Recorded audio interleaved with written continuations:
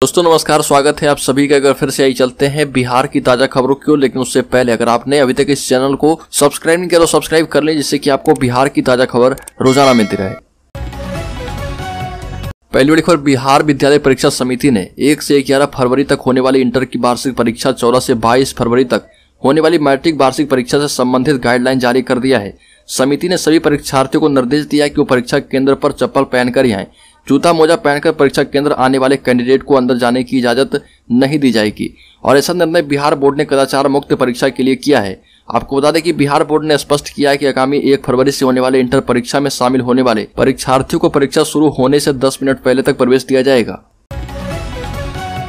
और बिहार के मुख्यमंत्री नीतीश कुमार राज्य में समाधान यात्रा पर निकले हैं। विभिन्न जिलों में जाकर सरकार की विकास कार्यों की समीक्षा कर रहे हैं, लेकिन दूसरी तरफ विपक्षी उनकी समाधान यात्रा पर तंज भी कस रहे।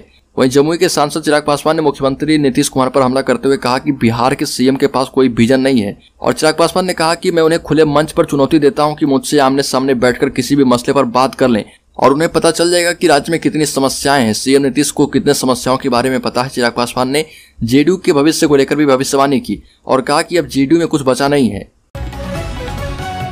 और जीतन राम मांझी का बड़ा बयान, 2025 में तेजस्वी यादव होंगे बिहार के मुख्यमंत्री। जीतन राम मांझी ने कहा कि नीतीश कुमार महागठबंधन में है और महागठबंधन में बात की है कि अगला बिहार सीएम तेजस्वी यादव होंगे। इसके साथ ही अभी स्पष्ट कर दिया है कि 2025 में चुनाव का नेतृत्व तेजस्वी यादव ही करेंगे। और बिहार में सरस्वती पूजा के दौरान युवक की चाकू घोंपकर हत्या और बेकाबू हालत को काबू करने के लिए पुलिस को करनी पड़ी हवाई फायरिंग। बिहार में सरस्वती पूजा के दौरान कई जिलों में खूनी झड़प और हत्या की घटनाएं सामने आ रही है। जहां राजधानी पटना में प्रतिमा विसर्जन के दौरान हुई हवाई फायरिंग में एक युवक की मौत हो गई।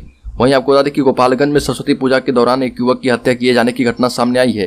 वहीं उसके साथी की हालत गंभीर बनी है। हत्या की घटना के बाद लोगों ने प्रोटेस्ट शुरू कर दिया है। बताया जा रहा है कि सरस्वती पूजा के दौरान 2 युवक अंकित और हरिओम पर 2 अन्य युवक मोहम्मद शहादत और मोहम्मद सोनू मियां के द्वारा हमला किया गया और चाकू गोदकर हत्या कर दी गई। राज्य में बिजली दर में बढ़ोतरी के खिलाफ आंदोलन करेंगे चिराग पासवान। वाम दलों के बाद अब लोक जनशक्ति पार्टी ने भी बिजली दरों में वृद्धि के विरुद्ध आंदोलन की घोषणा कर दी है।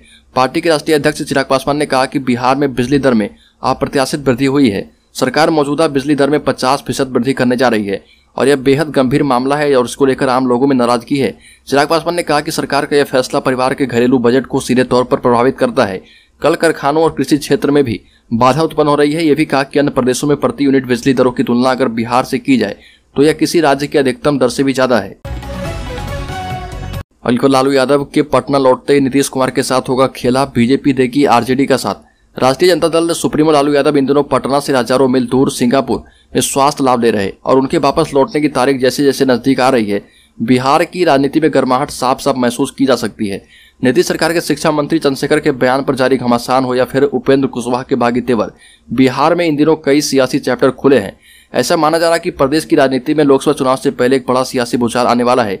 आरजेडी उस दिशा में बढ़ने लगी है कि तेजस्वी नीतीश के समर्थन से पीएम बने तो ठीक, नहीं तो उसे उनके बिना भी अपने नेता को सीएम बनाने से गुरेज नहीं है। तेज प्रताप यादव और मनोज झा ने बीजेपी के एक नेता से मुलाकात की है, तो यह साफ है कि खिचड़ी पकनी शुरू हो चुकी है। लेकिन ये तैयार कब होगी? जब इसे लालू ग्रीन सिग्नल देंगे।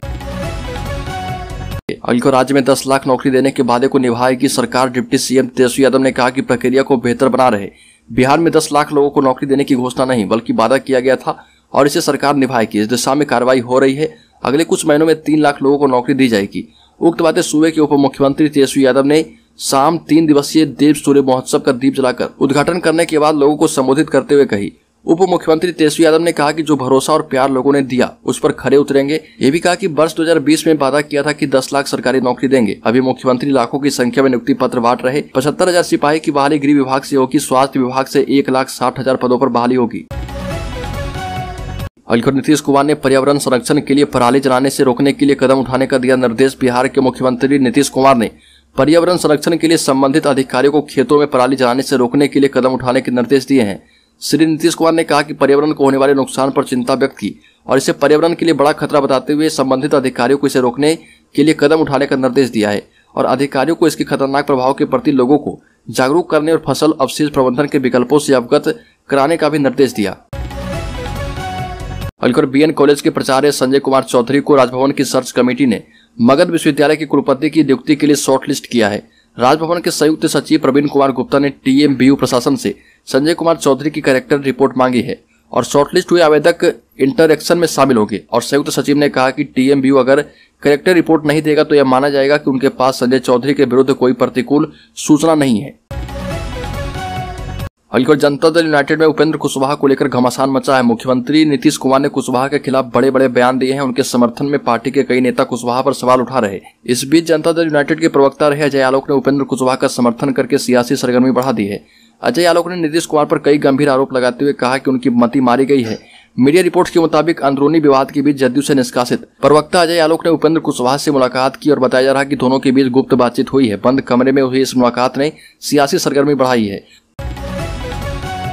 अगले 5 दिनों तक पछुआ के कारण बढ़ेगी ठंड। पटना, गया, सारण, मुजफ्फरपुर, भागलपुर में लुढ़केगा तापमान। मौसम विज्ञान केंद्र से प्राप्त सूचना के मुताबिक अभी अगले 10 दिनों तक ठंड का प्रभाव बना रहेगा और अगले 5 दिनों तक शुष्क पछुआ हवा का प्रभाव बना रहेगा।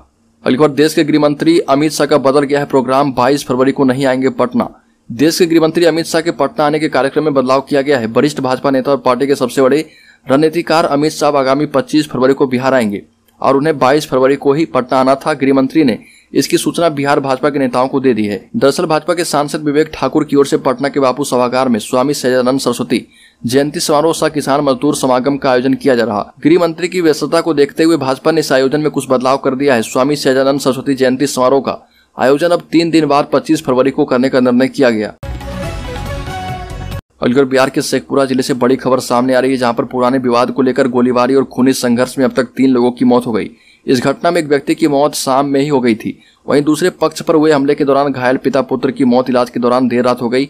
इस घटना के बाद पूरे गांव में तनाव का माहौल है। बताया जा रहा कि पहले से चल रहे जमीन विवाद को लेकर यह घटना घटी। गोली लगने से अदालत यादव की मौत के बाद दूसरे पक्ष के 3 लोगों को घायल अवस्था में पुलिस ने अस्पताल में भर्ती करवाया था, जिसमें पिता स्वरथ यादव और उनके पुत्र सर्जन यादव की मौत देर रात इलाज के दौरान हो गई। अलीगढ़ बीजेपी ने बिहार सरकार से मांग की है कि जाति गणना की आड़ में रोहिंग्या और बांग्लादेशी को नहीं मिले नागरिकता। बीजेपी ने कहा कि जाति गणना पर हम जाति गणना के पक्ष में हैं।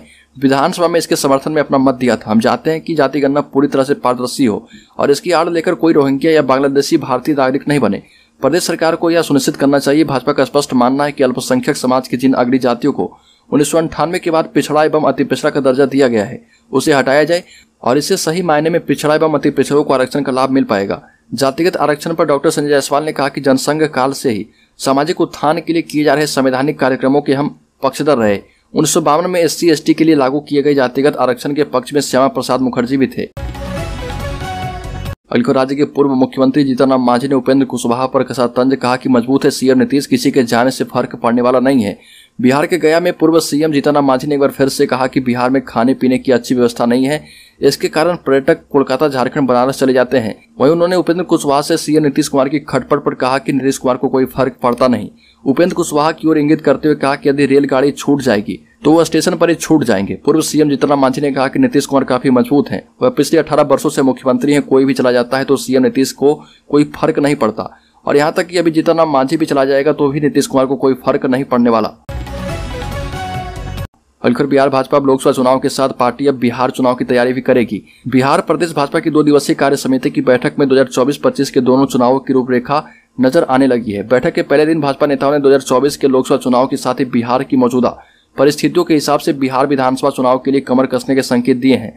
भाजपा नेताओं ने जदयू राजद के संबंधों की भी चर्चा की और बदली परिस्थितियों में बिहार के हालात पर भी चर्चा की है।